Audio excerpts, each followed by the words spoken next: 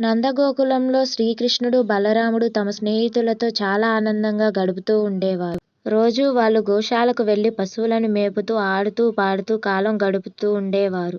ఒకరోజు గోపాలకులందరూ యమునా నది తీరానికి వెళ్లారు. నది చాలా ప్రశాంతంగా ఉండేది. కానీ దాని లోపల కలియుగ అనే పాము జీవించి ఉండేది.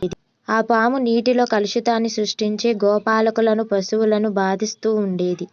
అందరూ ఆ పాము గురించి భయపడుతూ ఉండేవారు. గోపాలకులు నది నీరు తాగడానికి వెళ్ళినప్పుడు పామును చూసి భయపడ్డారు.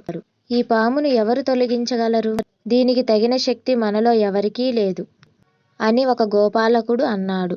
కృష్ణుడు స్నేహితుల ద్వారా సంగతి తెలుసుకొని ధైర్యంగా ఆ నది తీరానికి వెళ్ళాడు. ఆ పామును చూసి నవ్వుతూ, నీకిక్కడ స్థానం లేదు. ఈ పుణ్యనది నీది కాదు. వెంటనే ఇక్కడి నుండి వెళ్ళిపో అని అన్నాడు.